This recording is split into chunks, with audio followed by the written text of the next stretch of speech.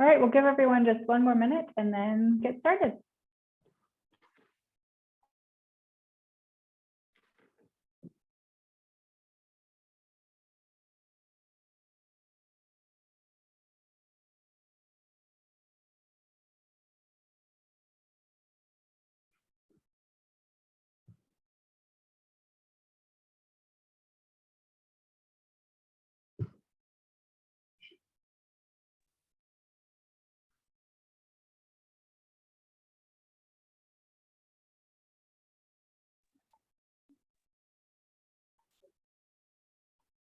Hi, good morning, good afternoon. Thanks so much for joining on time. It's great to see your familiar faces and names again after last week's getting to know you a bit.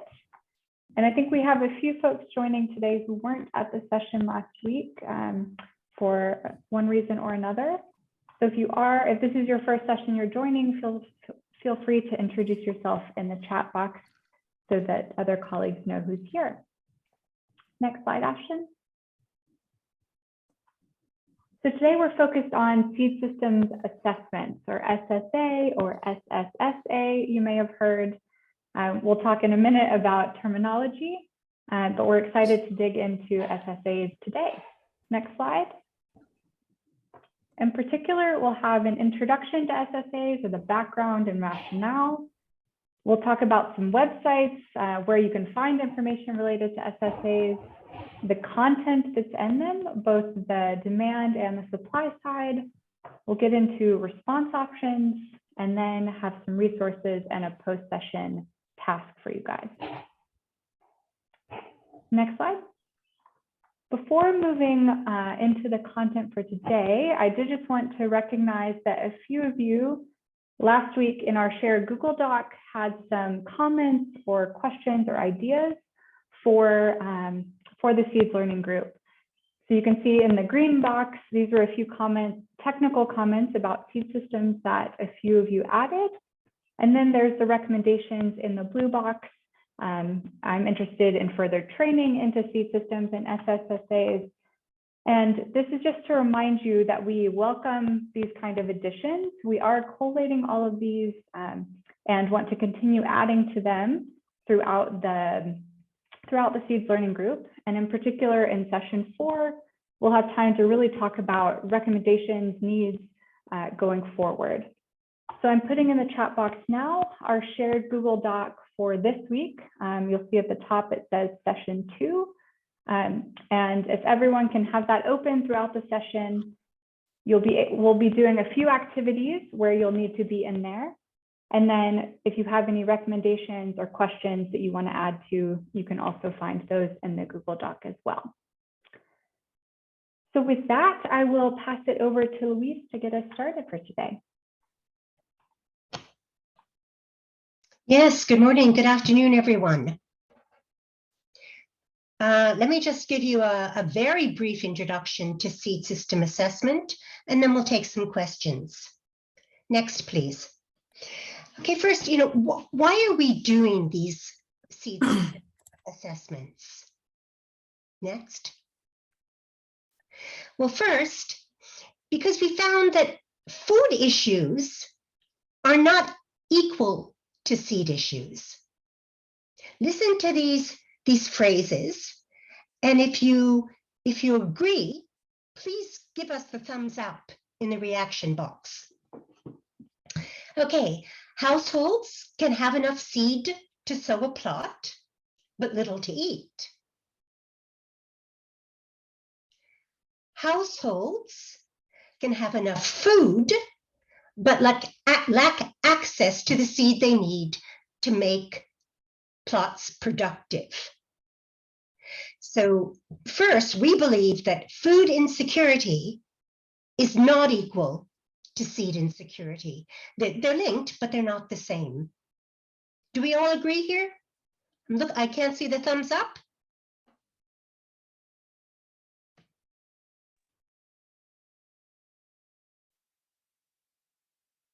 Okay, good.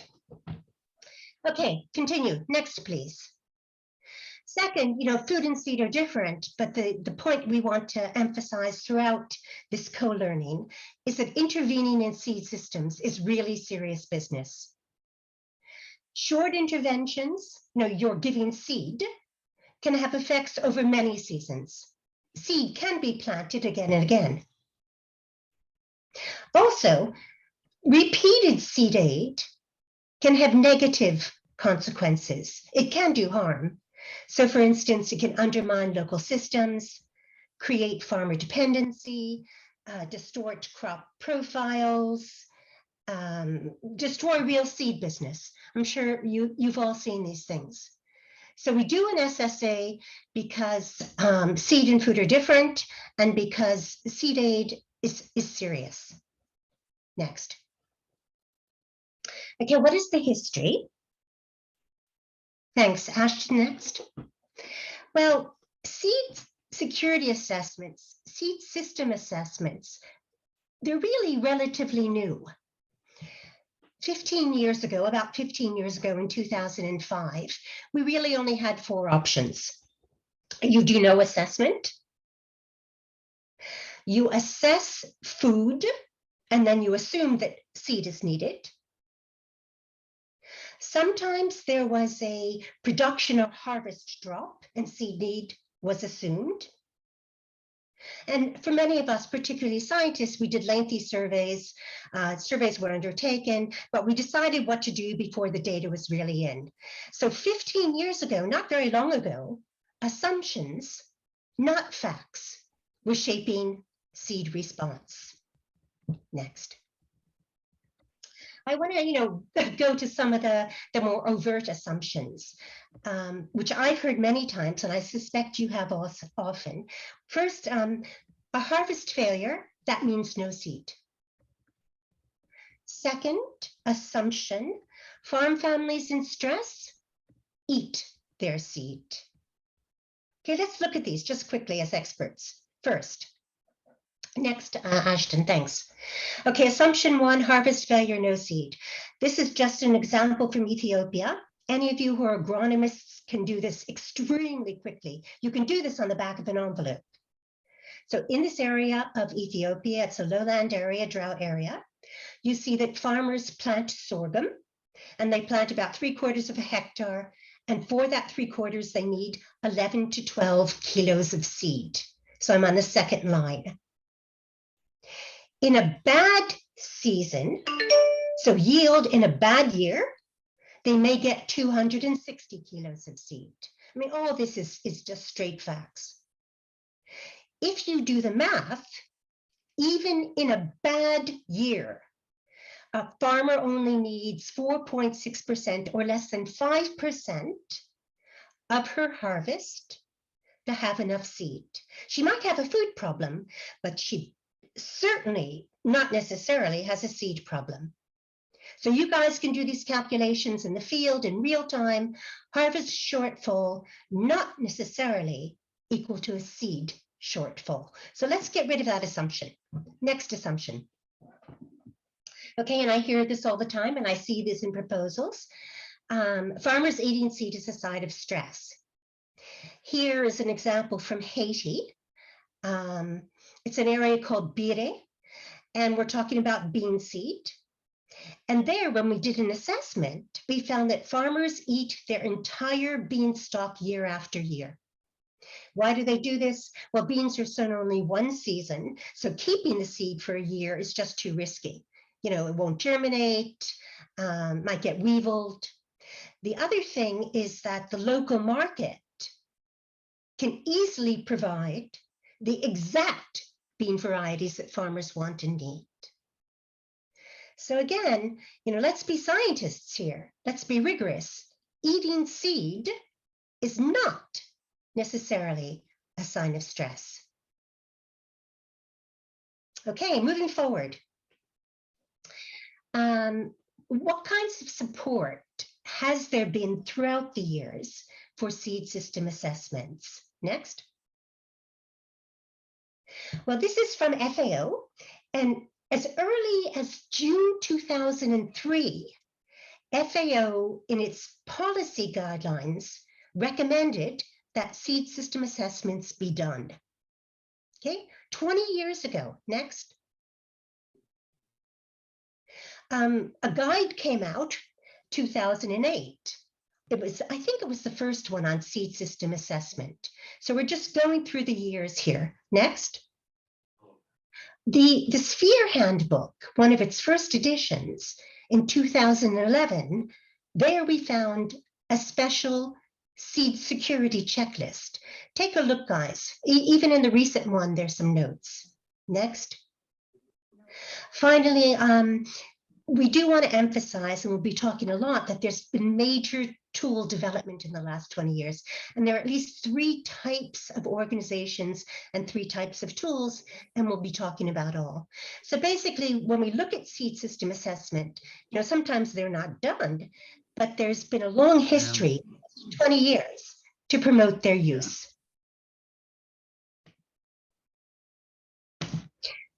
So I hear someone speaking. Is that okay? Everyone okay?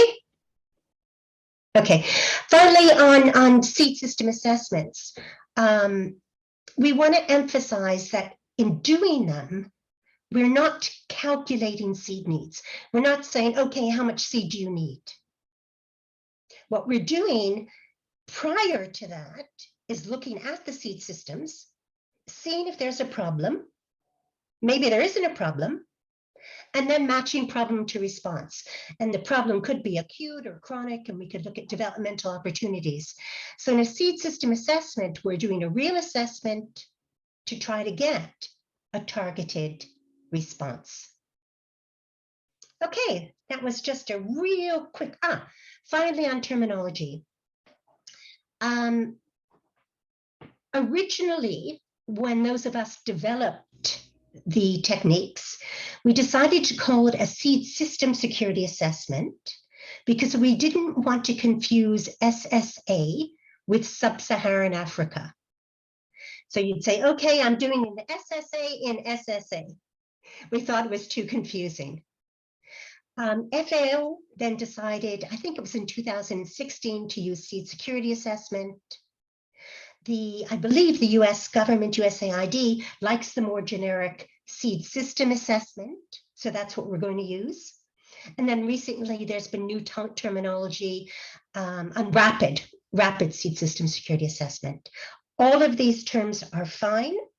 For the course, for this learning, we're going to use seed system assessment, but please use what you feel comfortable with. Next,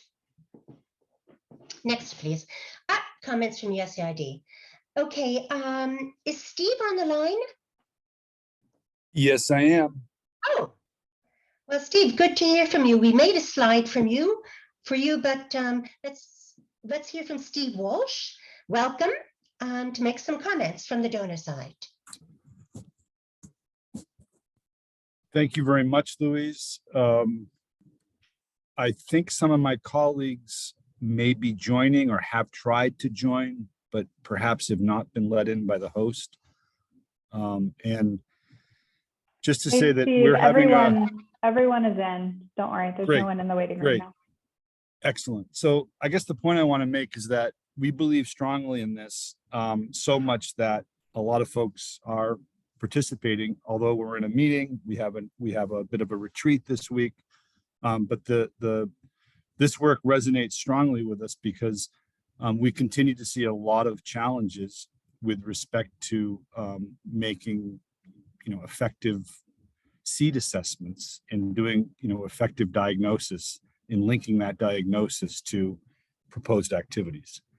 And so this has been, as Louise has just outlined, this has been a continuous issue, and we're really pleased with this training, and we're pleased with the efforts that we've seen, but we're a little bit struggling to see more progress. So this is obviously part of the solution. So we're really encouraging and thankful for folks that are participating, that are picking up from this. So I'll just preface what I have to say with that.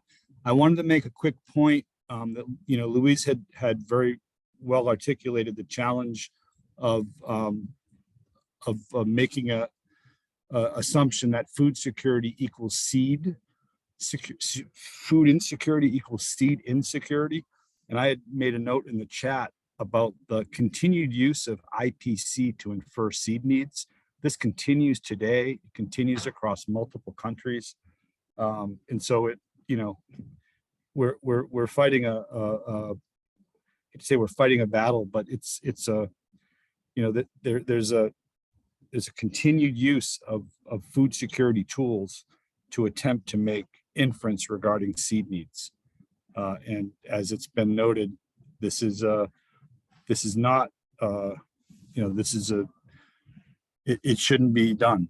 There are other tools to determine seed needs, and they should be used, not to determine necessarily just the seed needs, but to diagnose the seed systems in which we're operating so that we can better link proposed activities to underlying issues and constraints. So next slide, if there's a slide, otherwise I can read from my notes. Sure, next slide. So Steve, we just posted some of your important comments before. Great. So just as you've seen the reminder as to why we see seed as important. It appears in almost all of our emergency agriculture applications. Can everyone see the slide? I can't see it. There we go. Yeah, so this was from FY21. And so we haven't yet done the numbers for FY22, but I'm fairly confident that the components for seed and seedling is more than what it was in 2021. Yes, we are the largest donor globally in emergency seed aid. Yes, per our guidelines, we request that if a response occurs for 3 consecutive seasons in a similar location, then we expect a seed assessment, a seed system assessment. And the rationale is we're looking to see more resilient, more developmentally oriented programs. It's understood if you're there for a single year, it's challenging, but if you're there year after year, and that's what we tend to see with a lot of our emergency applications, that in fact, it's not just a 1-year intervention.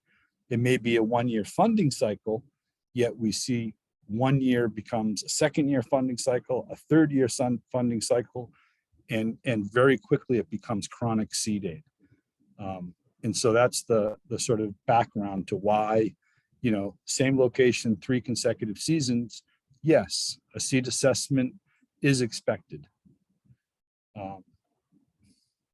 And so, yeah, we've been, BHA, I think, has been, Louise can speak to this as well as anyone, because she had received, some of her work has received early support going back close to a couple decades in developing some of these tools and processes to better diagnose seed systems.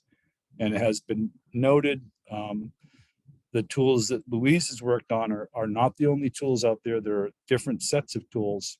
I think one of the upsides of the SSA work is that it's very public and has been well documented. Next slide, please. Yeah, so I had some additional brief comments around some of the challenges we see with seed systems or with seed system assessments. If it's possible, I'd like to quickly just highlight them. One is that there's an assumption that farmers have no seed at all in situations where there may be seed need, but we get applications where it suggests that farmers have no seed at all. There's no recognition that there's other sources of seed besides formal sources. We also see when we see direct seed distribution, we see that crops are often chosen because they're easy to procure and there's not underlying evidence that it's actually what farmers need. We also see that there's an overestimation in seed needs when we start breaking down what is understood to be the land area for farmers, and we look at the amount of seed being proposed. We more than not see that the proposed amount of seed vastly is greater than what could reasonably be used by a farmer, given the amount of land that they have allocated to that particular crop. We also see issues with seed quality. Consistently, we see from partners the assumption that seed is only acceptable by USAID if the seed is formally certified by a recognized phytosanitary authority in the country. While this is definitely accepted and appreciated and recognized as a sign of seed quality, this is not the only thing that's acceptable per our guidelines and per what is stated in our guidance to partners. Partners are able to document the steps that they take to ensure seed quality, and if those steps are well documented and provided, that is considered acceptable in lieu of formal certification. And this is really out of recognition that we're often operating in very challenging environments. And it's also a recognition that farmers source seed from multiple sources, and that local markets and self-source seed and seed coming from neighbors tends to be a predominant source of seed for many of the farmers, if not most of the farmers where we work. And it's the quality is often sufficient. And in the last couple of areas, we see partners, or we see, awards where there's seed, no matter what the problem is, the response modality is direct seed distribution, as opposed to considering other modalities, which might be vouchers, it might be the promotion of seed production, it might be a varietal problem, which would warrant perhaps introduction of new varieties at a very small level, and then acknowledging that farmers are actually capable of managing their own seed, that they've done this for thousands of years, and with a little bit of training and support, they're able to handle it on their own. Last couple of areas is just so many responses are done late. It's I don't want to say too little, too late, but just too late. That seed is being provided after farmers have planted. This is also tends to be associated with direct seed distribution modalities, because more often than not, direct seed distribution modalities require centralized procurement, and we have logistics delays resulting from that. And then sort of lastly, a couple of points I'd like to make is that there's a low recognition of farmers. Across the board, we see a low recognition of farmers as capable seed managers. And there's a low recognition that what farmers plant and grows is often, that is seed. So that, if it can be sourced from farmer fields, local markets, friends or neighbors, that this is not seed. Farmers plant it and grow it. This is considered, important sources for them.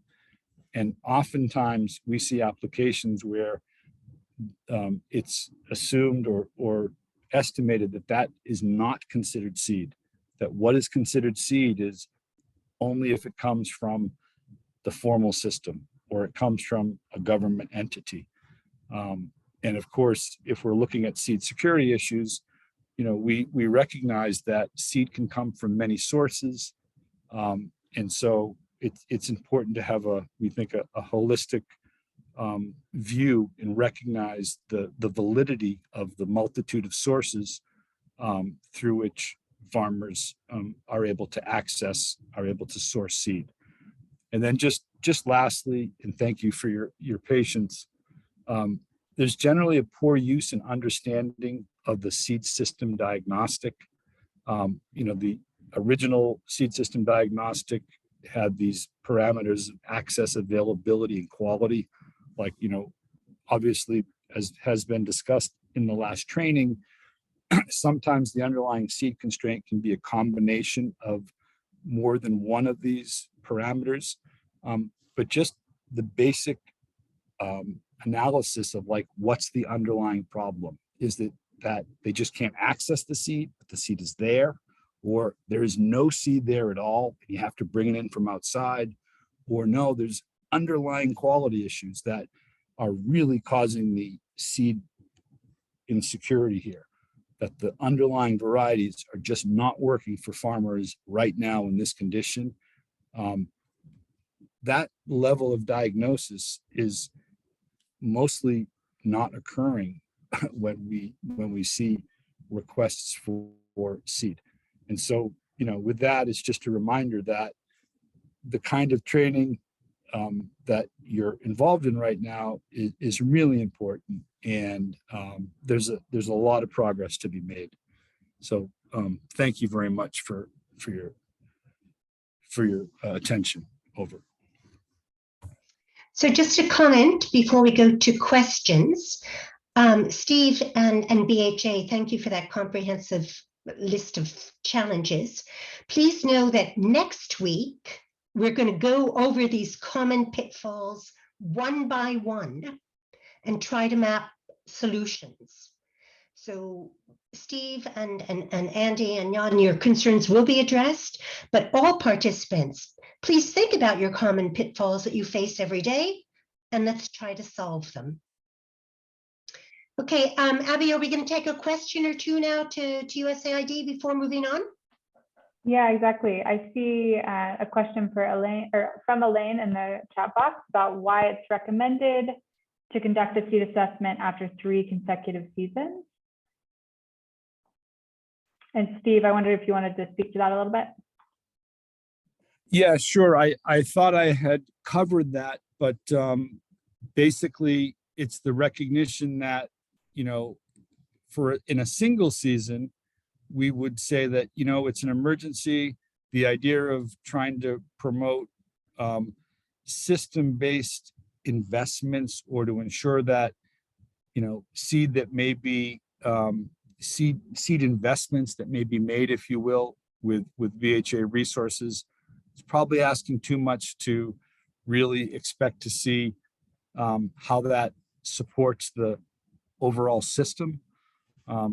But once you start seeing applications or responses that are occurring year after year after year in a particular geographical area, it's reasonable to expect more knock-on effects, to expect that the investments, the activities that are occurring in the same geographical zone, that these are basically contributing to the underlying seed system, that they're supporting the system.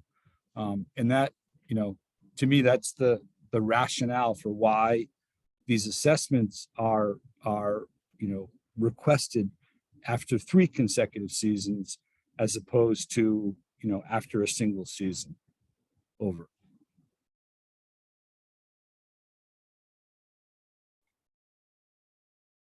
Thanks, Steve. And so I think with that, just in the interest of time, maybe we'll move on to our kind of a good segue into the participants' experience with seed systems assessments. So I'm going to launch a poll quickly. Everyone should see it on their screen, and then I'll pass to Wilfred. All right, thanks, Abby. And of course, we now have covered the basics, and we'd like to start moving into discussions on seed systems assessments. And first, we want to see your experience with seed systems assessments. And so we'd like you to take a moment to respond to the poll. And I think then we'll come back and see what the experience is like from your end. So let's move to the poll.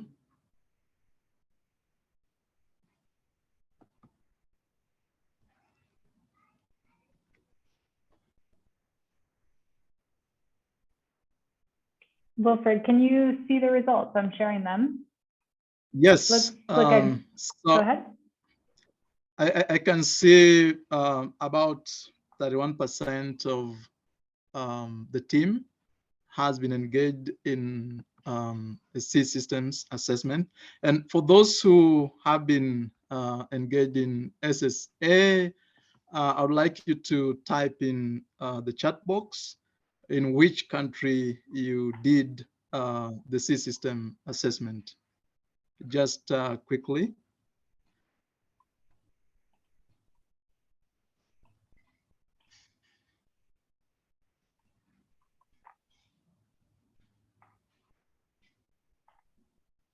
Thank you. I can see South Sudan. Anyone else? Just type in the country you did that.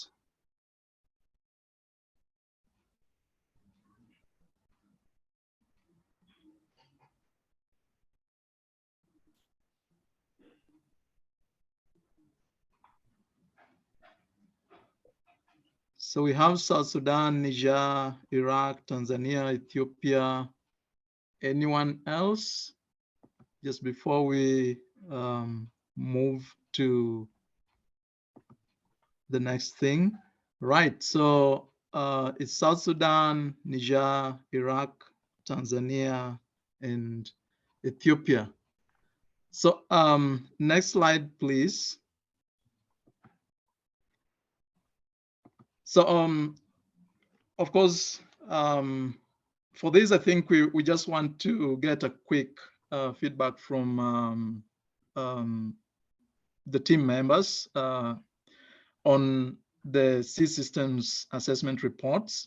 It's my hope that we all had an opportunity to read the SSSA reports, whether it's from the ssassystem.org, the links that we put in there in the email, and whether it's Ssas systems assessment report from FAO site or rapid Ssas systems assessment developed by S34D, supporting Ssas systems for development.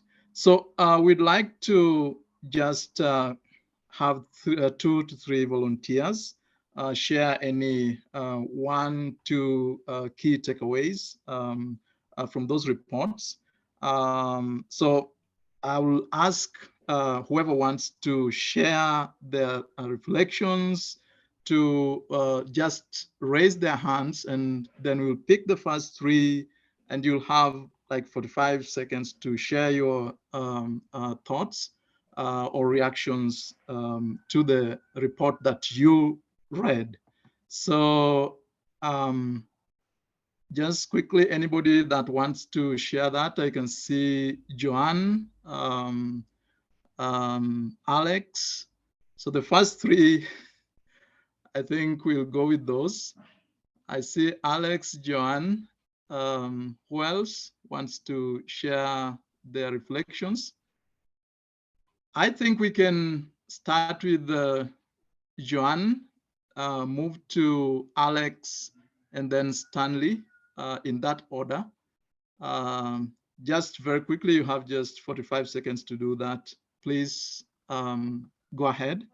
Just unmute and go ahead. Yeah, so I read the SSSA for Katanga in 2012 in DRC.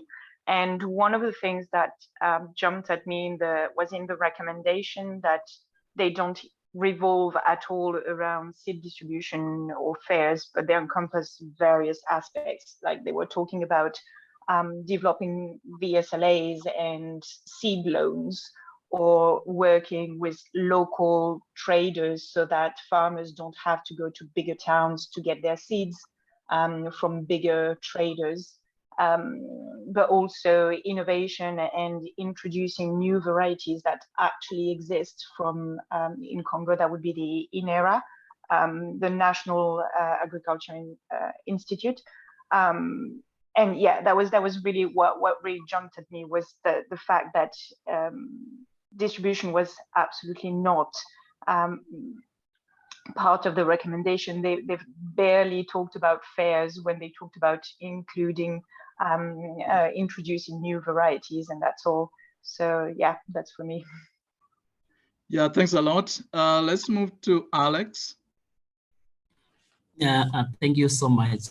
I read through the report, 2009 report for Zimbabwe.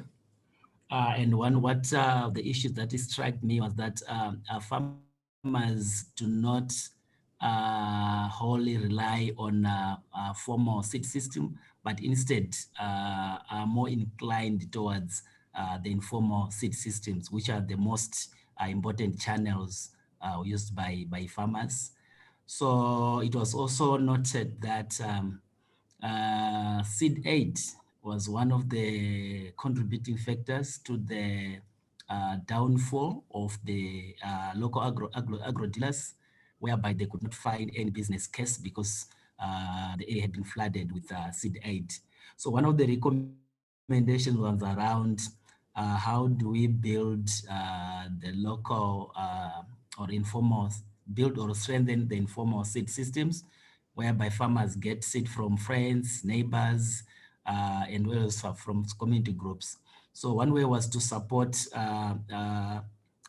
local seed producers based within the communities with the right varieties, and also technical information so that they can continue to provide that service to the farmers. Thank you. Thanks a lot, Alex. Stanley? Yes, hi all. I went through a report for Kenya. That's a report, assessment conducted in eastern and coastal part of Kenya. And basically the assessment was trying to compare the long range and short range for 2011. And one of the things that came out strongly in the report is seed availability was not a big issue per se, but access was rather the biggest issue. The other thing that I noted in the report is basically the site-specific assessment are not necessarily very, very important, but because basically most of the seed security issues are specific to each and every site. One of the other thing that came out really strongly is the issue of the key seed security issue being long-term rather than the short-term issue. So overall, basically, those are some of the takeaways that I got from that report. Over and back to you. Yeah, thanks a lot. And I think in the interest of time, I think we could have allowed more people to share their reflections. But then we want to move to the next stage. And of course, with that, I will hand it to Luis to take us through the next session. Luis? Yes, everyone. First, what excellent and insightful comments from all three of you. And for my part, I think it's useful to get feedback, but also to put these assessments in the public domain so people can critique them, but also so they can be used again and again. They're really good for baselines. Okay, websites. Very quickly, I'm going to go over the websites we know. And as I go through, you'll also be given the links in the Google chat, in the chat box, in case you also want to explore. Okay, so websites for the seed system assessments. At this point, we know of 3. Okay, if there are other sites that have seed system assessment tools, please add in the chat box. The more the better. So we know of 3: seed system, FAO, and S3-4D. Okay, let's start with seed system, just a glimpse. This is the main web page. Is the link in the chat box? I'm trying to see.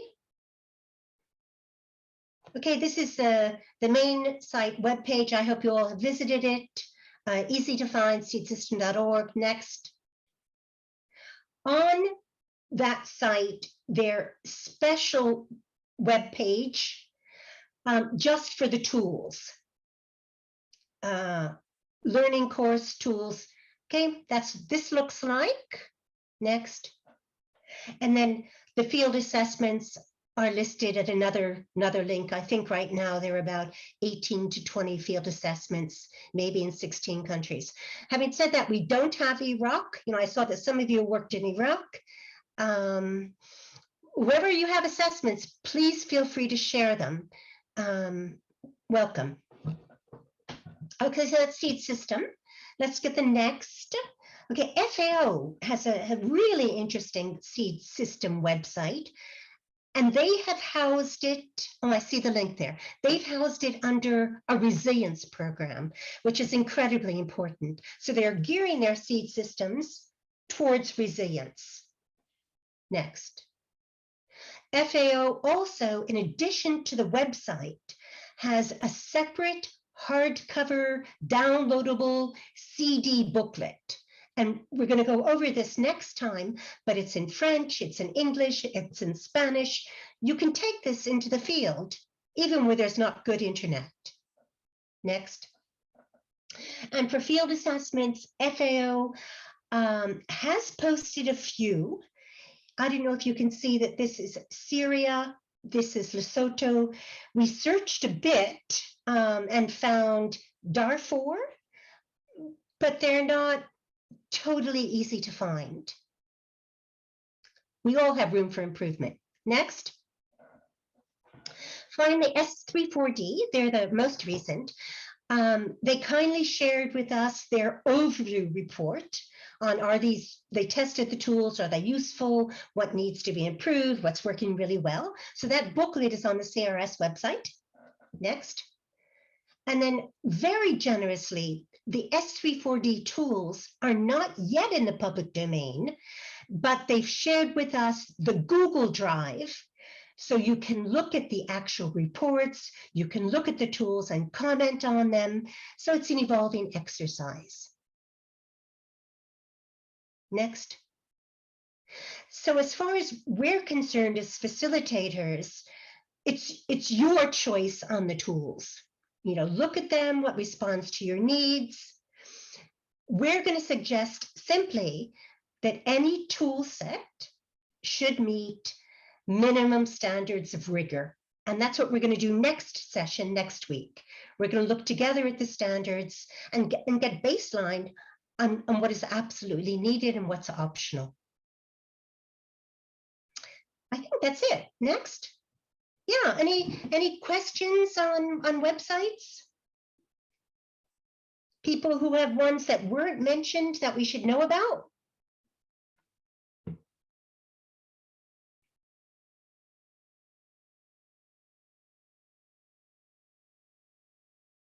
Okay, it seems a bit quiet, but I think it's great progress that already 3 websites are available, and 20 years ago there was almost nothing.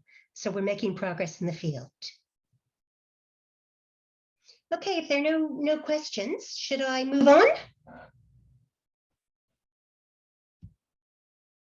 Okay, just to confirm before I move on, does anyone know of a website that we failed to mention that you think it's important for us to know about in terms of seed system assessment? I don't see any hands up. Okay, let's continue. Okay, so here we are, we're starting to look at SSA content. Sadhu, you have a question? Comment? Yeah, just a comment in terms of the site web. That's I have a comment for the S3 for the site web and the tools that are available. So I have the privilege to join that team that is working, and we are working on adapting the tools.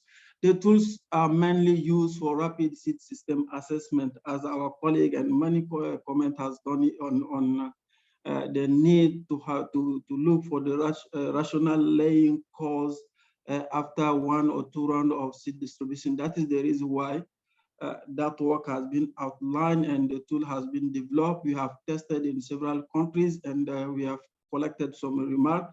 Now we are integrating the remark. We have already finished the integration, but we are working on digitalizing some of the tool. I know the household tools and also the vendor and a lot of KIA tools have already been digitalized.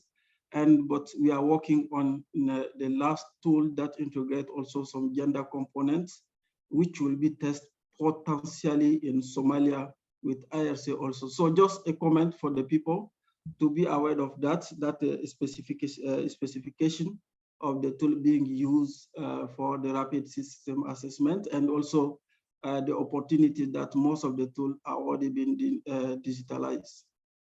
Over to you. Excellent information, really added. Anyone else? You know, again, S34D did share these with us, and I believe they're thinking of posting some of them with the UN cluster, but that's something to discuss in the future. Okay, let's quickly move to the content of a SSA. So we here, we're not going to give a SSA course, although some of you I know are interested in one. What we'd like to do here in just a few brief minutes is to give a glimpse of some of the issues you should be looking for, just a glimpse. An overview of the content of a seed system assessment, basically to repeat, it's 3 things. It's to assess seed system functioning. So to look at demand from the community, from the household, what is the demand, what is the need? Then to have tools to assess supply. Moving forward, looking at both demand and supply to identify, if there is a problem and the type of the problem. If it's short-term, long-term, are there opportunities? And don't forget about opportunities. I think in Joanne's comment on Katanga, there were a lot of opportunities to be explored, not just constraints. And then to recommend responses. Next. Reminder, and Steve Walsh has mentioned this framework, the assessment is always linked to seed security parameters, whether it's availability, access, seed health, variety, suitability. Often in an assessment, it's 1 or 2 of these. It's rarely all 4, which are constraints. Next. And finally, as a reminder, and this is a big one, that in an assessment, we're looking at the short term, the acute, but also looking if there are long-term problems. So for instance, if you find there's an unavailability of seed in the short term, you might do a direct seed distribution. But if you start to give seed again and again as a chronic problem, something is off. If a community doesn't have seed in the long term, again and again, maybe they shouldn't be in farming. I mean, it's a real sign that something is off. Okay, access in the short term. If there's no access, you might do vouchers and cash. But if you start doing vouchers and cash and fairs again and again, maybe you should be looking for another solution. Maybe you should be working on the real chronic problem, income generation, agro-enterprise development, value chain development. Get the problem right. Next. Quality, seed of poor quality, that's a tough one. Well, in the short term, if it's a problem, you could do seed fairs with quality controls, but really seed quality is usually chronic problems. So she'd be looking at the right-hand column on programs to improve seed quality, whether it was seed companies or community-based seed providers, local markets. It's a chronic problem. And then the last parameter, variety suitability, appropriate varieties. In the short term, maybe you give some new varieties, but there's not a lot of coverage. What you really need to do is look at consistently as a chronic problem, ways to introduce new varieties with technical support, you know, in a consistent, ongoing, not stopgap way. Okay, next. You know, the reason we want to get the problem right is because when we get the problem wrong, we tend to repeat seed aid. And I've just given a sample of countries here. Ethiopia has had seed aid at least 42 years. Actually, at this point, I should redo this slide. Ethiopia has probably had seed aid 50 years in a row. We need to do better. We need to build seed systems. We need to get the problem right. And it's not just Ethiopia. It's Burundi, it's Eastern Kenya, it's Zimbabwe, it's Malawi. We're getting into a cycle of repeat that all of us really want to stop. Okay. Again, you asked about this, but keep in the back of our minds, there is a USAID rule, 3 seasons in a row, please do an assessment. And I think it's partially to distinguish between the acute and the chronic problems. Okay, that was a quick overview. I don't know if you want to take a question. Anyone have a burning question? I don't see anything in the chat. Okay, so let's give you a few tips on demand. How do you assess demand? Okay, let's start with a fun exercise. So everyone look at this. Does this answer give you enough information to understand demand or need? Okay, we're going to do a quick poll. So the farmer or the community says, I have no seed. There is no seed. You guys, from a professional point of view, is this enough information for you to understand the problem? Just give your gut feeling. Thank you for you guys who are really quick. I see some of you have already answered.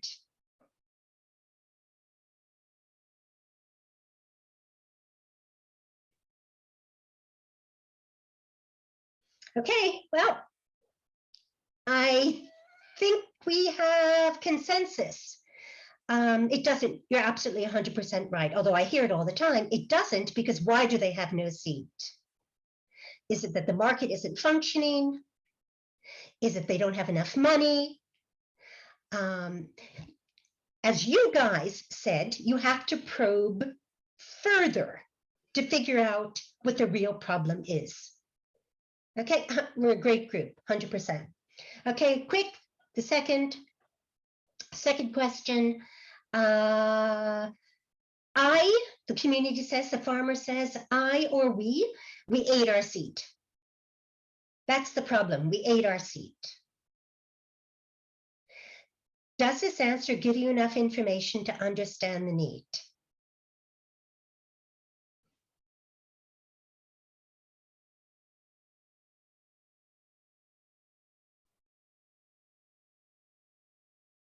Okay, I'm just going to butt in here once again. You guys are all right, pretty much all right. You have to say, I ate my seed, but does it mean there's not market seed? I can't go out and buy it. It's just that I don't have any seed in my pocket. So very often the quick, excellent guys, the quick and dirty answers are not sufficient. We have to probe. We have to probe further. Anyone want to comment, or is this clear and too easy for you?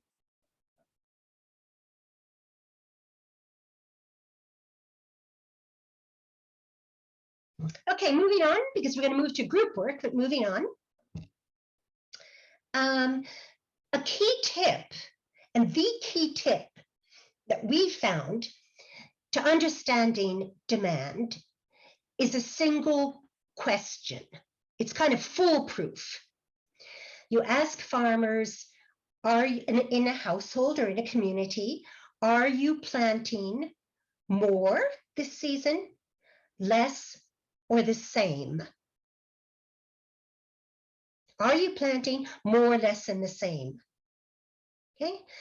It uncovers, if you do that, it uncovers if there's a concrete problem, the extent of the problem, the exact stress. You get to where you want to go very quickly. Next. Okay, this key technique, and I think all of the tools use it, has some codes, but to give you an idea, reasons for planting less. They may, if you look at the top, they may have to do with no seed available in the market. I plant less because there's no seed available in the market. Or I plant less because there are no cuttings, like cassava cuttings, sweet potato, available from neighbors. If you have that constraint, you can do a very targeted response. Similarly, if you go down, this happens to be seed access. I have no money. You do a targeted response. Seed quality. I don't have the variety I want, a targeted response. But what we find, and I hope some of you look at the tools more closely, is that some of the reasons for planting less don't have anything to do with seed. So they might say, I don't have enough, I'm using less seed because I don't have the labor to sow. So you might give a labor voucher, as we tried once in South Sudan, by the way. Or I don't have tools, or there are plant and disease problems which make me sow less.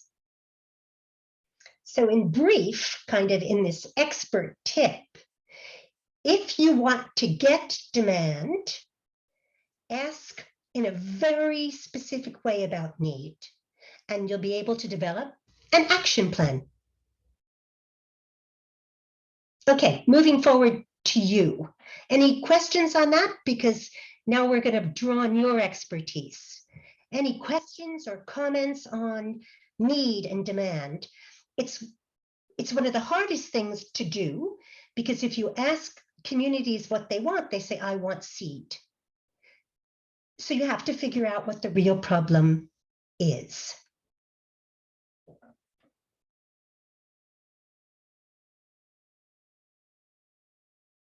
Okay, let's move on to you. Let's move on to you. Next. Okay, let's go to the supply side. And instead of our talking, we're going to ask you to figure out the supply side. Remember that in assessing supply, you're not counting seeds. You're trying to figure out if the supply channels are working. Next. So you're looking at the channels through which farmers source seed. Remember, the orange channel is the formal channel, government to commercial. The informal channel is the purple, the owned networks, markets, owned stocks, and then their intermediary systems. Next. So what we want you to do with your expertise is now figure out the method and your insights for looking at supply side functioning. So here's the process.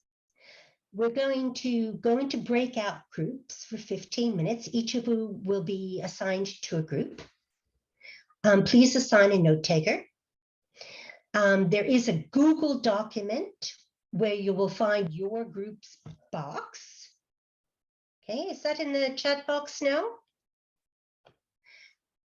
Excellent. Okay, imagine that your team has been tasked with assessing how well seed channels are functioning. Discuss as a group how you would do this assessment. For example, consider which seed channels, which types of actors, how are you going to do it? Anything else that you think is important, try to come up to present to all of us 5 to 10 issues or suggestions of how you're going to look at supply. and then choose 3 main ideas to feed back to your group. Very graciously, you see that we had 3 volunteers who are going to facilitate each group, Sadhu, Berhanu, and Joanne. And we'd like to leave it to the rest of you and all of us to figure out how to do this rigorously, quickly, and again, drawing on your own expertise. So should we go forward? Are there any questions before we break into our groups?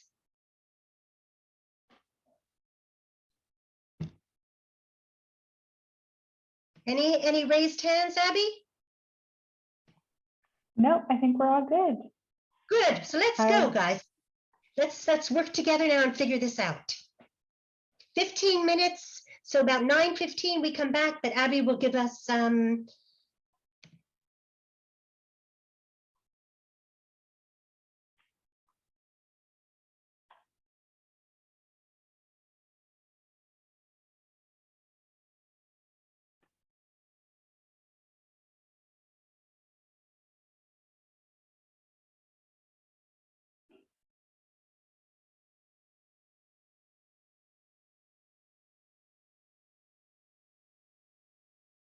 Wilfred, can you go ahead into your breakout, please?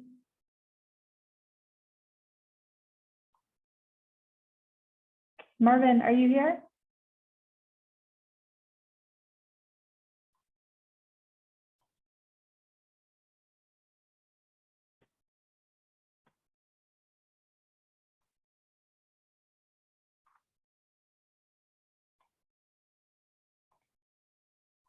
You guys need to unmute, and we're going to discuss the subject. We will need to find a note taker and subsequent presenter for the group. So would someone like to volunteer?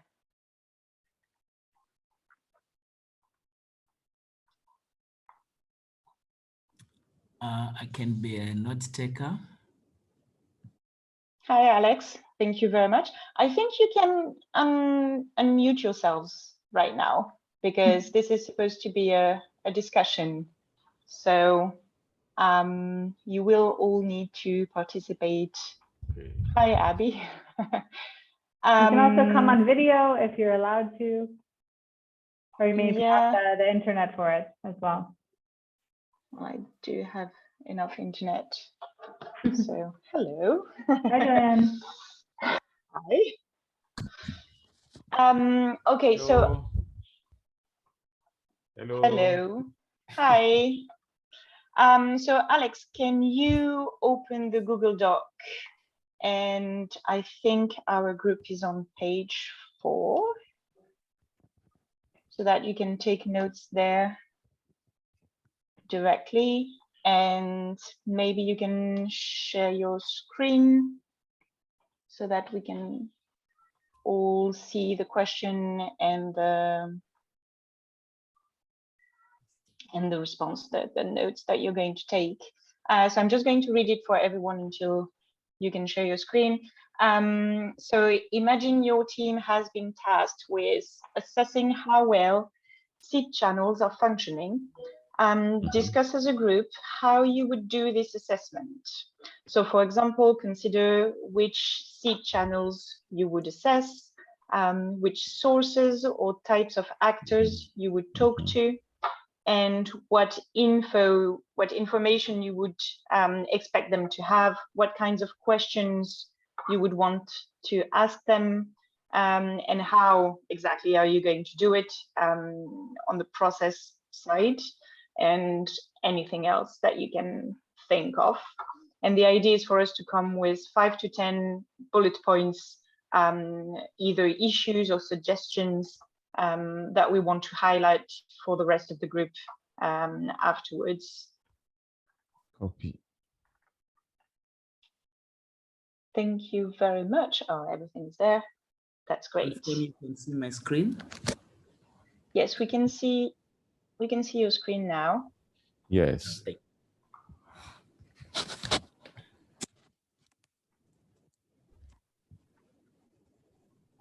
Okay, so has anyone any idea about which channels you would want to assess? Which seed is common for us? Copy. Okay, yeah, you would. Yeah, you would want to know. That's right. We didn't get any specificities on the context, but yeah, obviously the very first step would be to assess, like to decide or to identify which seeds, which crops we would be interested in. Right. Of course, you wouldn't assess the channels the same way if it's staple crops or if it's how do you say the crops that people do for selling them? Mm-hmm. Like cash crops. Cash crops. Thank you. Yeah. I'm sorry, I'm French, so sometimes I just miss the vocabulary, just eludes me. Yeah, I also think that you might need to look at both the formal and the informal channels that are used by the farmers. Like say, for example, agro dealers, local agro dealers, some seed producers as well as community seed producers. Yeah. Yeah. What would be some of the informal channels that you would need to, actors that you would need to talk to from the informal seed channel?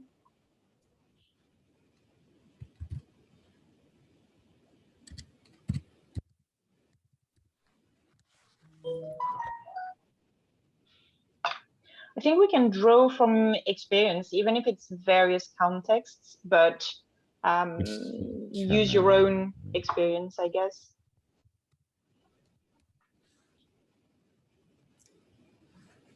Yeah, we can say informal channel like farmers' own stock from the last harvest. Yeah, I don't know if that came out in the SSSAs that you've read, but it came out in mine that most people use their own stock or their neighbors. So definitely talking to the farmers themselves as the ones who stock their seeds would be interesting. Yeah, for sure. Sure, like you can also talk to any groups that may be producing or selling seed within the communities as part of channel. Yeah, if there's any farmers groups.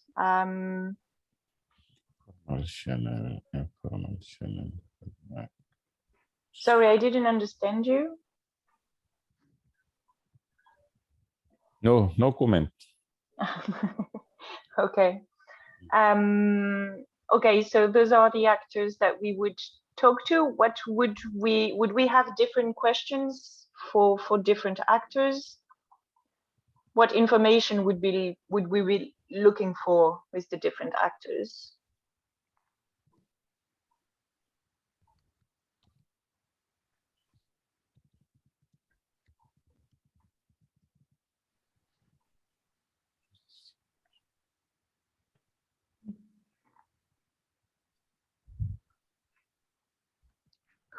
No one.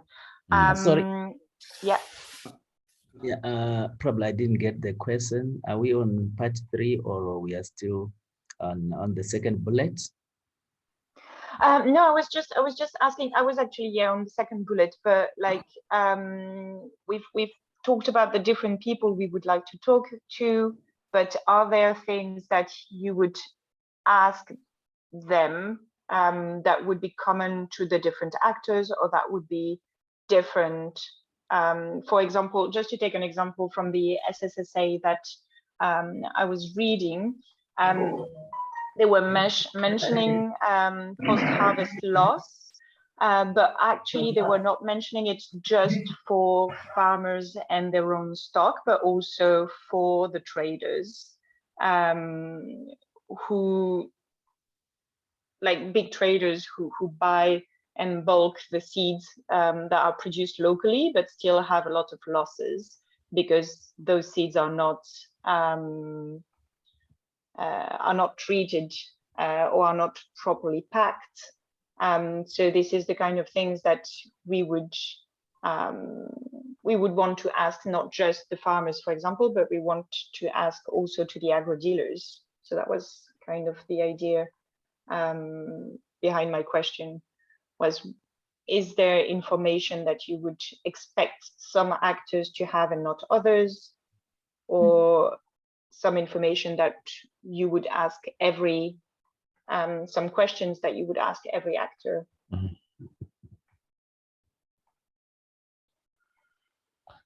We have to understand the role and the responsibility of each actor in the channel.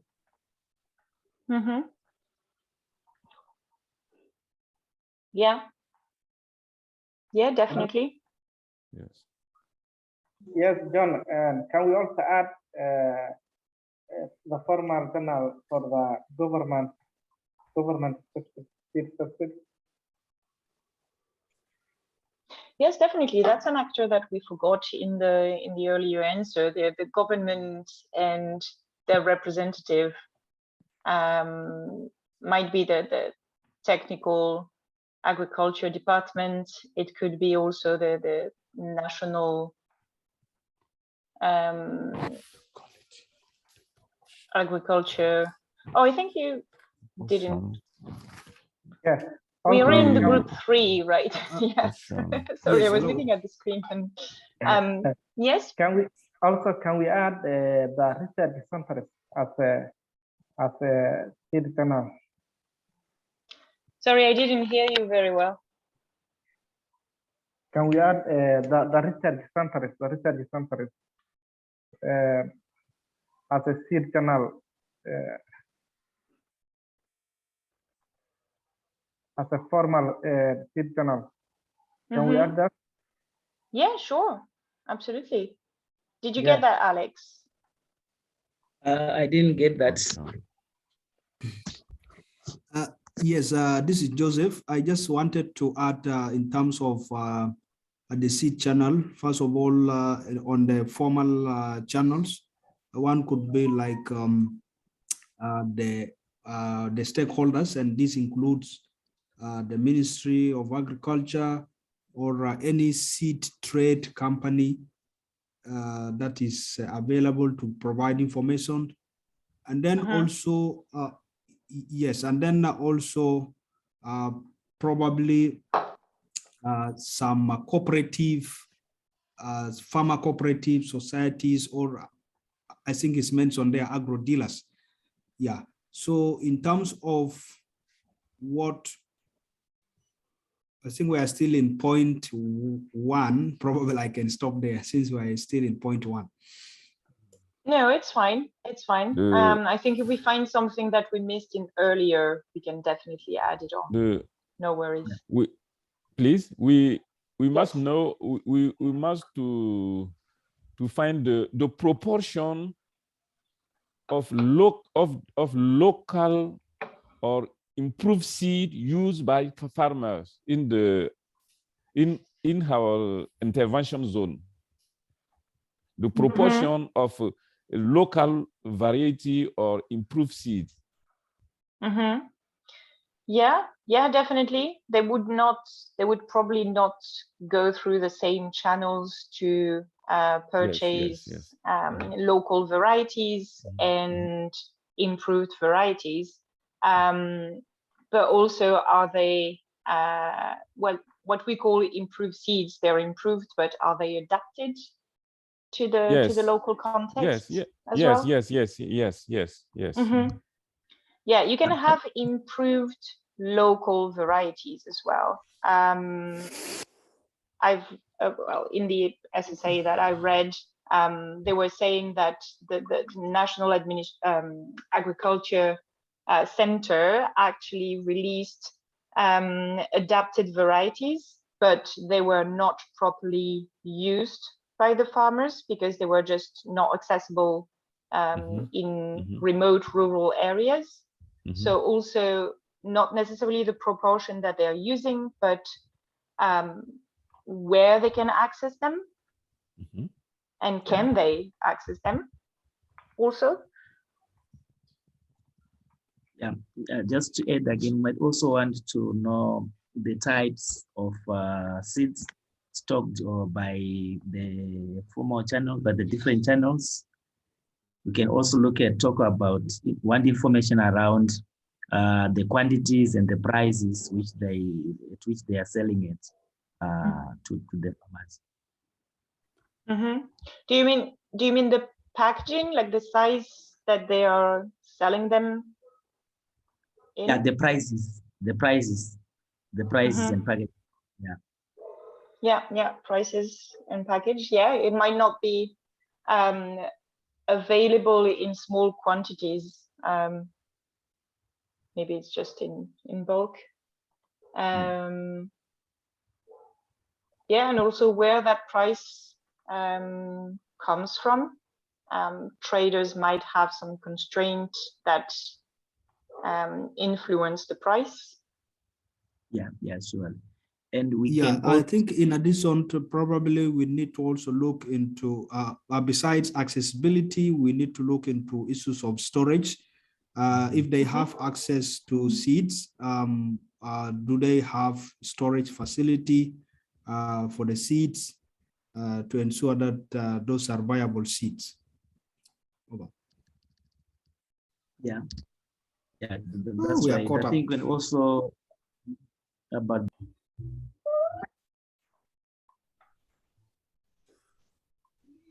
Okay, so Abby, we're back. Yeah, we're just waiting for everyone else. The other groups will join in the next 40 seconds or so.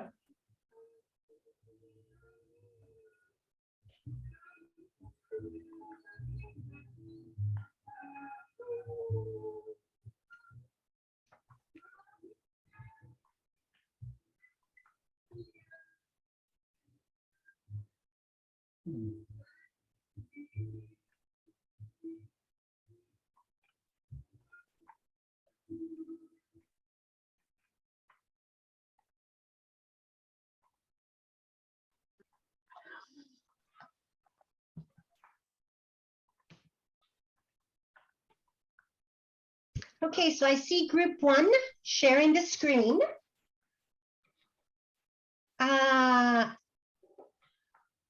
The note taker, do you want to walk us through what you guys decided to do the supply side?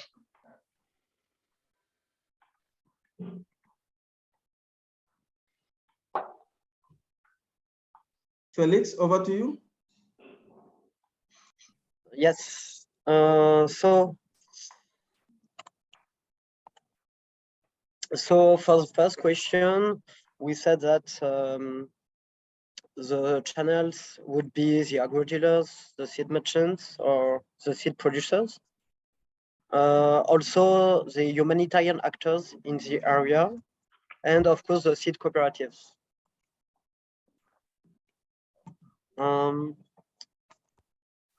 From which sources? So we thought that it was the farmer communities, the local authorities, and as in DRC, the SNSM, so the sanitarian authorities, to have a better understanding for on the seed quality. So what information would they have? I think it's a question of accessibility and quantity of seeds for the farmers. What type of seeds are traditionally used in the area, and is the quality good enough for efficiency? And which tools are we going to use? It's participatory survey, key informers, meeting with local authorities, and focus group. so does anyone have 1 or 2 burning questions for group 1? What we're going to do is do group 1, 2, and 3, and then have a quick summary. But burning questions for group 1. Any hands?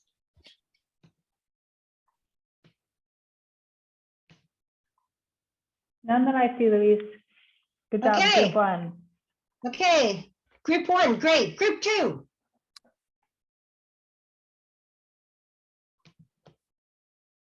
Oh, sorry, that's us. Okay, so we identified agro dealers, local markets, farmers themselves, cooperatives groups, borrowing from families and social network, and humanitarian aid. The kinds of questions, or you can see the groups that we identified. Those groups we identified to interview and to ask questions about the local market information, costs and challenges to obtaining seed, talking to farmers to understand their needs and how they're being met, their preferences and risk profiles. For the line ministries, we wanted to know about varietal research, seed support programs, and who's left out. Co-ops and group leaders, what do farmers and members want? What are their challenges to access and related supply? We want to talk to the local and wider traders for seed availability and preferences, quality issues, and other gaps. Seed company representatives, what are the farmer preferences, market profiles, and seed varieties available? We would do that through key informant interviews, informal market consultations, formal surveys, and then had a variety of questions around the scale, rigor, depth, how much time we want to take for consultations, interviews, and surveys, depending on the context and what we're trying to achieve. Well, that's great. Any burning questions for group 2?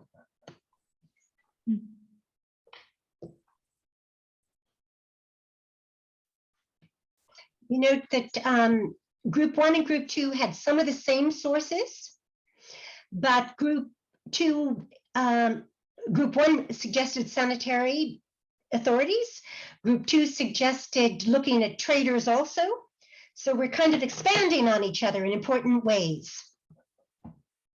Okay, group 3. Sorry, were there any questions? Abby, any hands raised? No, all good. Okay, good. Group 3.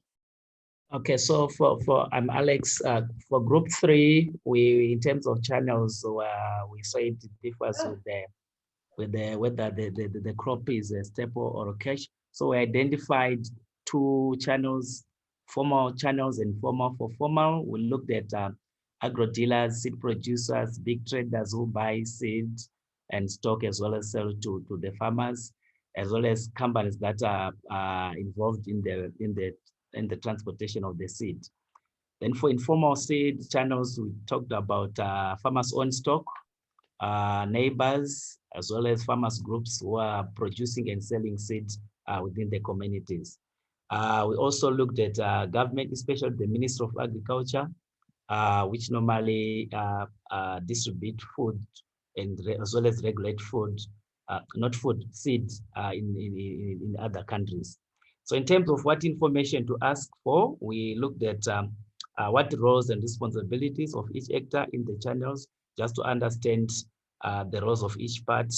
We are also looking at proportion of local varieties or adapted varieties within the seed systems, whether they are improved or non-improved seed, so that we can quantify the proportions in terms of what types of seeds are there. We also talked of where they can access the seeds in terms of are they accessing through some vouchers or they are buying and other aspects. The other key element we looked at, wanted to understand more, is around seed storage, how the seed is stored and how do they ensure quality of the seed while it's in storage.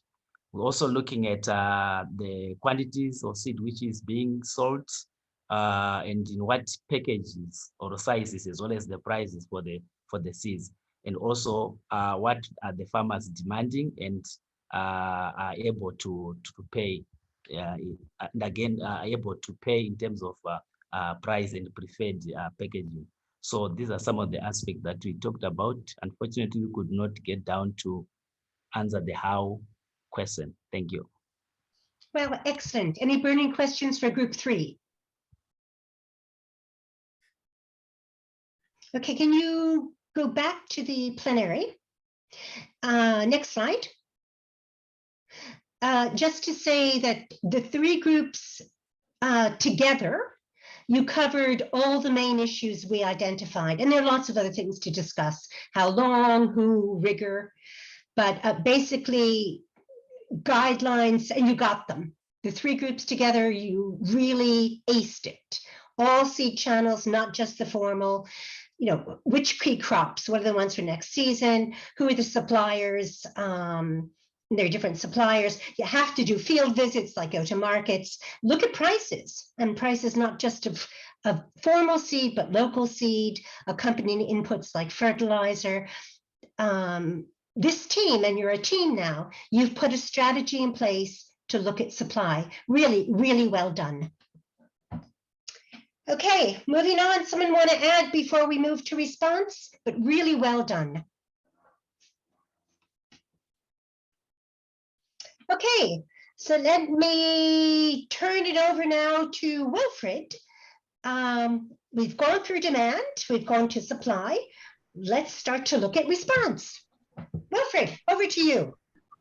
Good, thanks, Luis. And we are now looking at responses. Next slide, please. And of course, we know that seed system responses should be designed to tackle seed security problems. I think we covered this earlier, the issues of access, availability, and quality, and also varietal suitability. But of course, the choice of response can also depend on the context and also logistical capacity of your organizations, as well as the institutional philosophy, among other things. Next slide, please. And of course, there are numerous resources available out there to guide practitioners in selecting, designing, and implementing appropriate seed-related responses. And here we highlight a few of the tools that have been recently developed. And one of them is the seed emergency response tool. We also have the context analysis tool, and these provide specialized advice on how to tailor your responses to emergency situations or fragile contexts. Next slide, please. And so the seed emergency response tool, we also call it SAT, presents a wide range of seed response options. And of course, these include those that are linked to direct provision of seed. Examples include the DSD, direct seed distribution. We also have where seed is procured locally and distributed to farmers. But we also have injection of modern varieties and what we call the seed protection ration. And this is where you provide food aid to save seed in essence. And so we also have market-based approaches such as seed fairs, cash, and vouchers. But also we have market-based approaches that are linked to supply side, those that are supporting the local seed traders and agro dealers, like the list that we mentioned in the previous section.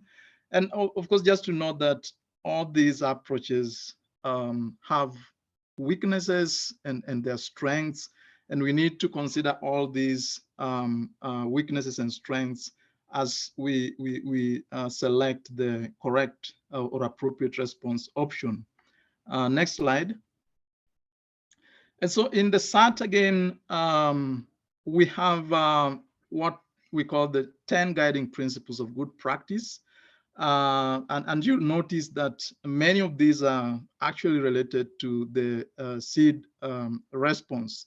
An example, there's guidance on how to do seed systems security assessment, including selection of response type, how timely that response should be, and what will guide you to that timeliness of response, and to ensure that feedback is also solicited at multiple key stages.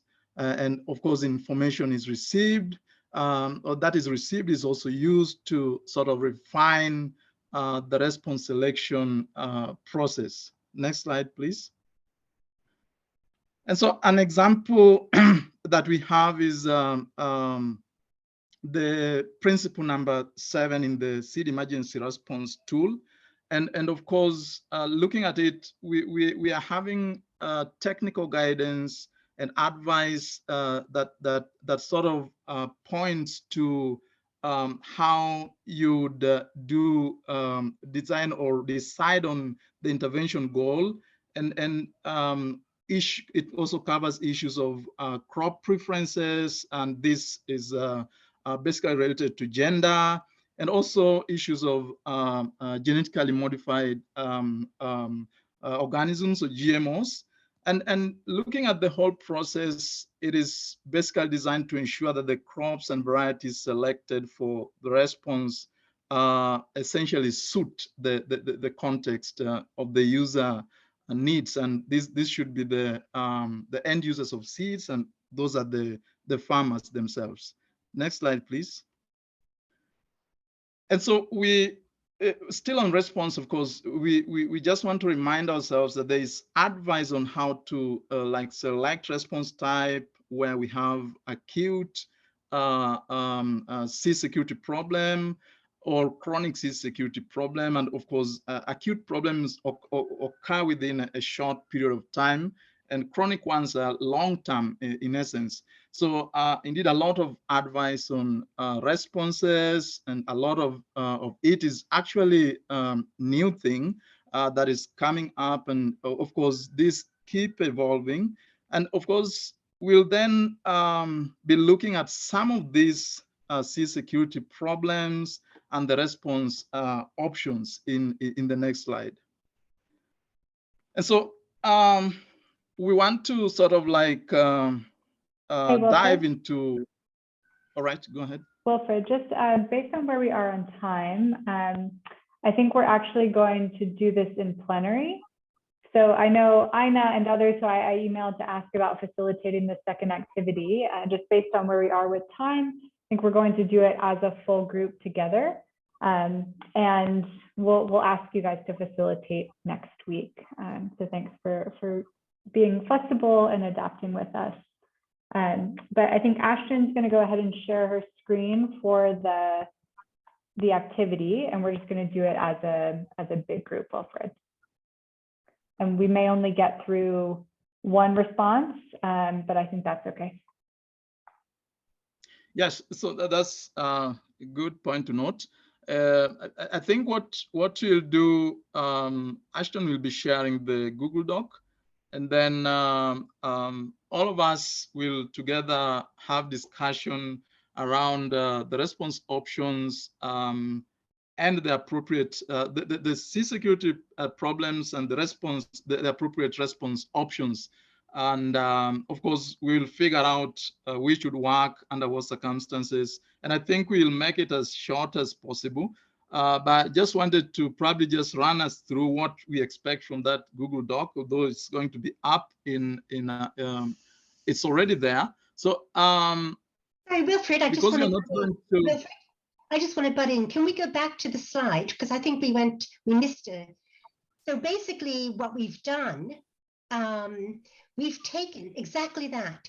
What are the three, they're usually like 8 problems that happen again and again. We took 2 acute ones and 1 chronic one. So if you are faced with the problem, farmers need more seed but can't access, what are your options? So that's where we're going now. If you're faced with the problem that planting material, vines or cuttings is not available, what are your real options?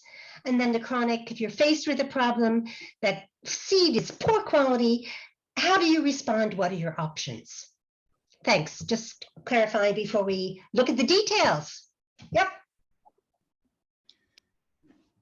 Good. So we are not in groups now, but we are doing this in plenary. And I think, Abby, if you may guide me, or Luis, I think because we already have highlighted what the problems are, we are seeing the options. I think we'll probably let people fill in if that is okay. And then we can have a short discussion around the response options selected. Yeah, If Wilfred, that's okay. I'm thinking people can just raise their hand. So for this first problem, farmers need more seed but cannot access or can't buy it. You know, as a group, do we think that vouchers tied to seed or input fairs is an appropriate response or is not appropriate response? You know, does anyone have a comment on that? Feel free to raise your hand or unmute. If we kind of take it response by response, do we feel like this is a viable or appropriate option for the problem that we've identified? This, John, I feel it's a viable option because they don't have access. So us giving them a voucher will allow them to be able to access to buy the seed. The income is the main issue here. Thank you. Thanks so much, John. Does anyone else agree with John or have a different opinion? Alex?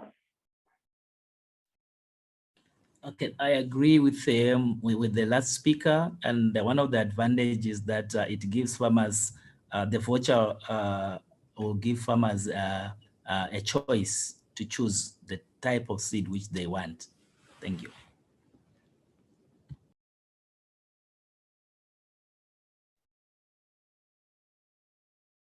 Great, thanks, Alex. Wilfred? No, I just wanted to ask if there's anyone else. Yeah, I have one more advantage is that I can consider. Also, you can add it because with CAS, the farmer can use CAS for overuse, but with voucher, it's only for input for seeds.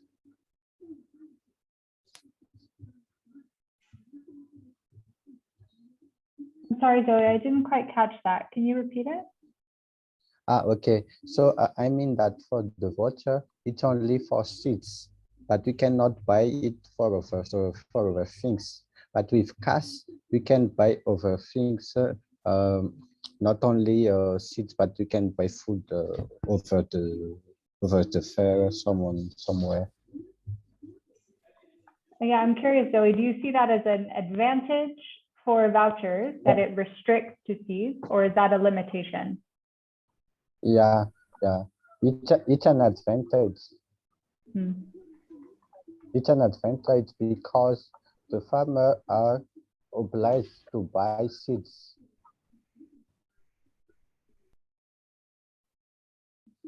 Yeah, I get your point. I think the restriction helps to limit the use of the amount on the voucher for any other thing. So the farmer will have to buy seed with that voucher.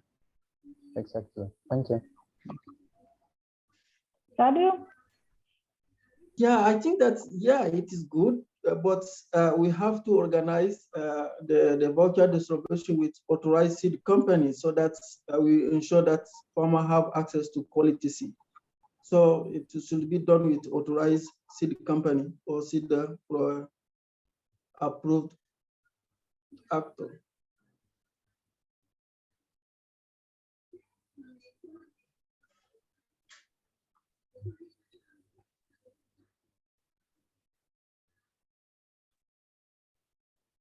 Yeah, Sadu, I put in that we must ensure that seed companies have stock and appropriate varieties as maybe a limitation or something to consider if we're doing vouchers. Does that capture your comments? Yeah, I'm saying that. Yeah, thank you. Alex, I just see your one hand. point. Yes. That restriction needs to go to the advantage parts. You cannot put it on key advantage. The restriction is just a disadvantage. Okay, just take it to the other side. Over. So you think that's interesting, Berhanu, because Zoe thinks that's a benefit, that it's an advantage that it's restricted to seeds, but then you're saying that's a limitation. Okay, to illustrate it a bit, it's like that you give free 300 voucher for one participant, but this participant has a need that he has to buy food or something else. So there's no choice. But this voucher is allowed for the seed, so they can buy it for other things. But if you give the cash, the only maybe the 50% of the cash will be process seeds, but not all the 100% of the cash. That's the situation.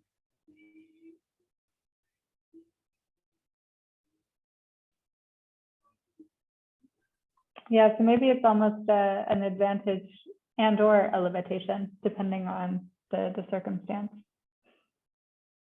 I want to make sure we get to some of the other response options. It seems like vouchers tied to seed and input fairs, people generally think that's an appropriate option. What about vouchers tied to agro dealers?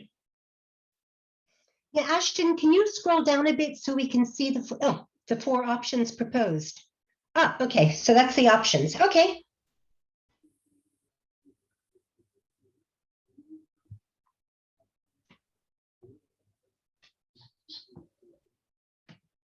Radu? I think that's voucher tied with agro dealer is also a good option to facilitate access to seed to farmer. In addition, also it will also contribute in local seed system strengthening, because the seed multiplier will produce, agro dealer will collect and send it to farmer and facilitate access to also farmer in very remote areas. So yeah, it is a good option for me. Over to you.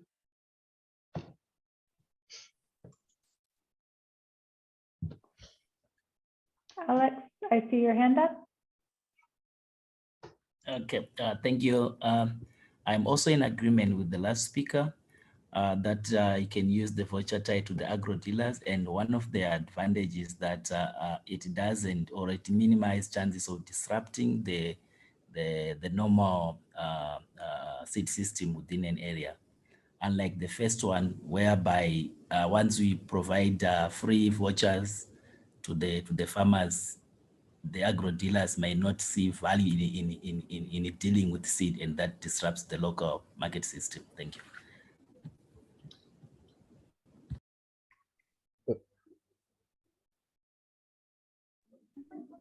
One point also for this voucher tied to agro dealers, the advantage is the fact that it ensures quality, because most of the time agro dealers get their seeds from the seeds company who produce certified seeds.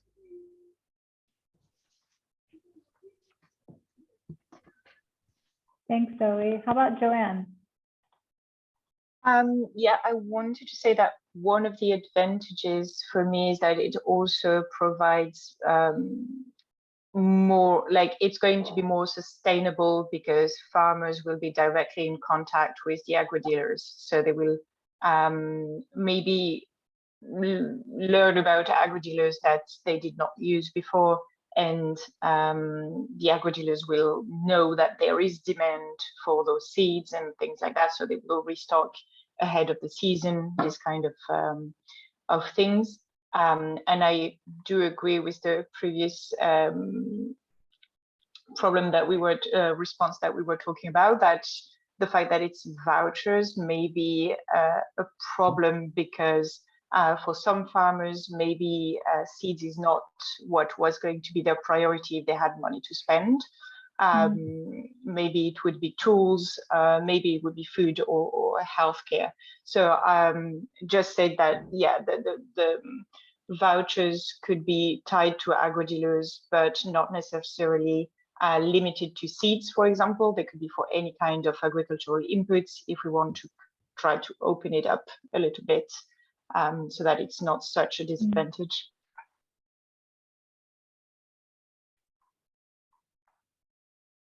Thanks, Joanne. Some really good points there. Joseph? Yes, yeah, thank you. I think in terms of vouchers tied to agro dealers, I can give a yes for it. Some of the points I already mentioned about minimizing disruption, and then also looking at quality check as an advantage, but also I look at the issue of monopoly in terms of prices, which could at the end leads into cheating of the farmer in terms of price regulation. Over.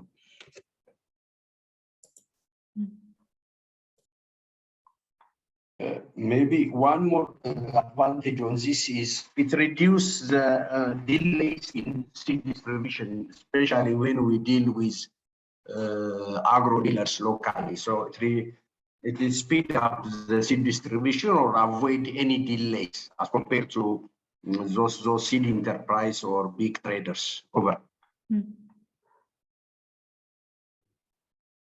Thanks, Bahanu. Some really great points from everyone. I want to just make sure that we keep moving through. What about cash grants? Is that something you guys think is a viable response if farmers need more seed, but they cannot access or buy it?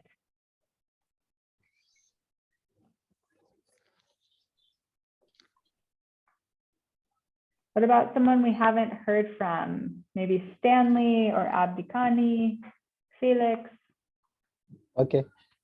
For the cash grants, I can say that the advantage is the fact that the price can be affordable for the farmer, comparing with the voucher price. You say,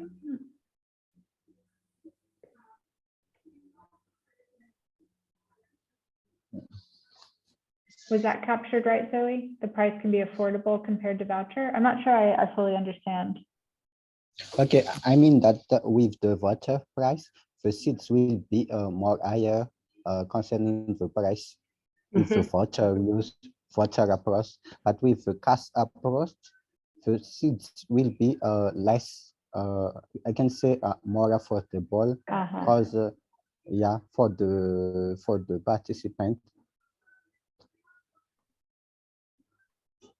Maybe it is Talal speaking. Maybe it is a disadvantage if the buyers have limited access and the linkage with seed supplier institutions, so that in that case they may fail to get the required types of seeds at required time, and that may compromise the quality. So giving cash is viable if the farmers are aware enough to know where they can buy the required seeds. Otherwise, they may fail and they may spend time in search of the source of available and required types of seeds. So it's two assumptions here. Over. Thanks, Talal. Can I go? Sure. Yeah, I wanted to state that when it comes to cash grants, it becomes a little bit complicated to really control the quality of the seed that the beneficiaries may buy, because then you have control over how they get to get the seeds.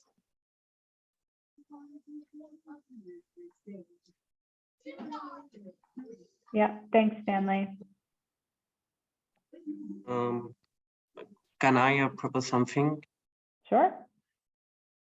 I would say that one of the benefits is that the beneficiary can choose what seeds they will they will use.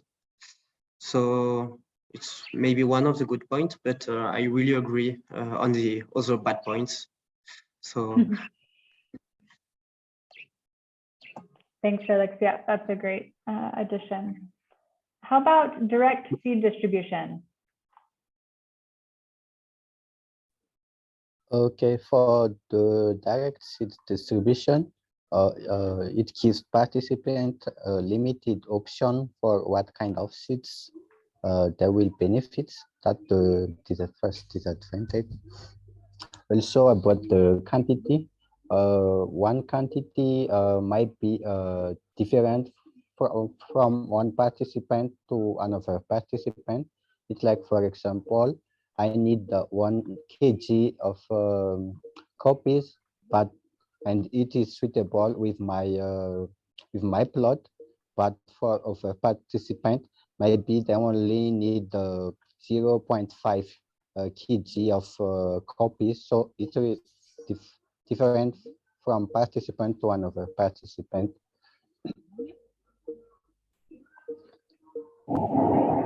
May I speak? Direct seed distribution is applicable if it is supported by period need assessment and the types of varieties required and the seasonality, or unless direct seed distribution limits the choice of the farmers. So it is better to undertake need assessment if we are going to plan direct seed distribution. Over. Can I go? Yep, we'll take Stanley and then Joseph, and then we need to wrap up. Yeah, one of the disadvantages of direct seed distribution could be there is no linkage with the other seed market actors, limiting in terms of sustaining the seed system, seed supply system. And another advantage is that maybe this is an advantage, not a disadvantage, is that the distribution actually saves time. Like, you can be able to reach out beneficiaries quickly without really having to have a lot of logistical challenges. Okay, I would like also add one more advantages. Hey Zoe, can you Yeah. type in the chat box? Because we need to unfortunately wrap up this discussion, so we have time for our closing. But just to say that everyone has had really great points, and I think it shows here we have, for this acute problem of farmers needing more seed but not being able to buy, there are multiple options. You could do vouchers tied to seed or input fairs, vouchers tied to agro dealers, cash grants. It seems like we're saying DSD is not really the best option right now.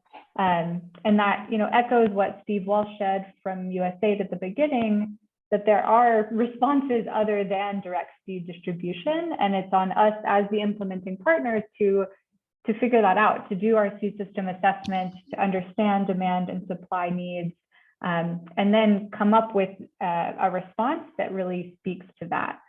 And so we invite you to use the Google Doc over the next couple of days. It'll stay open to you. So feel free to add in more comments, more thoughts about the advantages and disadvantages.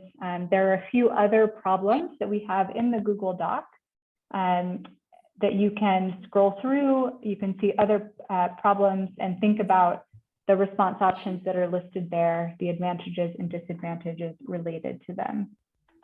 So I really appreciate everyone's thoughts. I like that Joanne and Sadhu are playing devil's advocate and adding positive points on DSD. But it's great that we have a really robust kind of discussion amongst the group. Ashton, can you go back to the slide deck for me? And so just wanted to say again, thanks so much for your comments. Ashton, you can go to slide 69. yeah, want to encourage you to use the Google Doc that we've been working in today. It looks like you all have access to that. And if you jump down to page 12 or 11 and 12, you can add questions, recommendations, if there's more information that you need to do your job well. Before we sign off, we did just want to run through a few key resources, because one of the the purposes of this learning group is to be able to connect you with resources that you can dig into more with your team. So Luis sharing the websites earlier in the session, that's where you can find a ton of information. And after the session, we'll share with you links to all of that information. But there are a few key resources related to response options that we wanted to make you aware of quickly. Next slide. So there's an overview guide called When Disaster Strikes. That's a guide on assessment and response. There's also an e-learning course on seed system security assessments. Some of you may have already been through that, but that's a really comprehensive and great place to start. Next slide. FAO has a few tools on standards and seed quality, seeds and emergencies. Next slide. And then when thinking about your response options that we were just talking about, CRS, for example, has an agricultural fair and voucher manual. FAO has a Cash Plus guide, and there are many others out there. Next slide. For example, on when and how to respond with vegetable seed programming, or should you use new varieties or not in an emergency? These are questions that you guys come up against, and there are resources out there to help guide your intervention and your choices. Next slide. So just to sum up all that we went through today, recognizing that it was a lot coming at you guys, Luis started with kind of the history or rationale for seed system assessments. We heard from USAID and why it's important to them as well. It showed you some websites of where you can find the tools and resources and field assessments that have been conducted already. We talked about the demand side, supply side of the SSA content. We heard from you guys through your group work. And then we just went through some response options and resources. Next slide. So as I mentioned, in the Google Doc, we would love for you to continue adding thoughts on recommendations for improving practice and any kind of outstanding comments or thoughts you have from today's session. In the fourth session of our Seeds Learning Group, we have time to really think about the future, both your future needs to putting this into practice, but also what scale and USAID can kind of take forward as recommendations as well. So please add to that as you go along. Next slide. So we have another kind of homework or home exercise activity for you. And as Luis mentioned earlier, next week we're talking about minimum standards for seed system assessment in emergencies. And we want you to go ahead and have a look at those for next week so that you're coming into the session having a sense of those. We're going to talk about them in depth. We're trying to get buy-in for them, but also adjust them if you feel like things are inappropriate for your work, or you would remove or add something different. So we'll send around these instructions in the email that I'll send as well, but you'll receive 2 documents. One will be the full set of minimum standards, and one is just kind of the headers or the main themes. So we're asking you to look at both of those and give them a thought. Kind of what would you add to them? Is there anything you would want to take out because it's not relevant to you?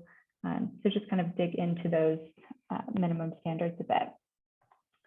And as I said, next week, we will be talking about pitfalls. So Steve Wall started talking about those today. Some of the oops or kind of hiccups that we run into trying to implement. We're going to talk about those, and then also the minimum standards that I just mentioned. And then the last thing that I want to ask of you guys today, as you are signing off, I don't know if you've ever used Jamboard, but we want to use this to get a little feedback from today's session. So I just put a link into the chat box. If you open that, you'll see two questions. One is, what topics from today did you find useful for your work? And then you'll have to go to the next page and you'll see another question that's, with only 2 sessions left, what remaining gaps or questions do you really want to discuss? What do you want us to make sure we dive into before we close the learning group? So if you've never used Jamboard before, on the left-hand side, there's a little icon that looks like a sticky note. You can click on it and it will pop up. You type in your response and then you just hit enter. Feel free to add a couple of responses if there are multiple things you want to share. But once you do that, feel free to sign off and go about your day. We really appreciate your time, your engagement, and yeah, look forward to chatting with you again next week. Luis, Wilfred, anything you want to say before we let the group go? Well, simply, it was an excellent discussion. And beyond that, I think we're going to improve practice through discussions like these. And that's why we're here. Yeah, just to thank everyone for being part of this. And it's quite a great group. Thank you. All right. Well, thanks, everyone. Yeah, I see some folks are in the Jamboard trying to type around. Again, on the left-hand side, there's what looks like a little sticky note or a square. If you just click on that, you should be able to add in some comments. And then at the top, make sure you go to the next page as well to add your thoughts about what remaining questions or gaps do you have. But otherwise, feel free to hop off, and I hope you have a wonderful rest of the day.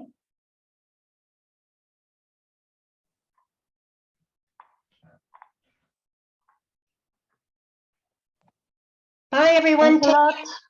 Bye. Thank you. Bye. Thank you. Bye-bye. Thanks, everybody. Thank you. Bye. Take care. Bye-bye.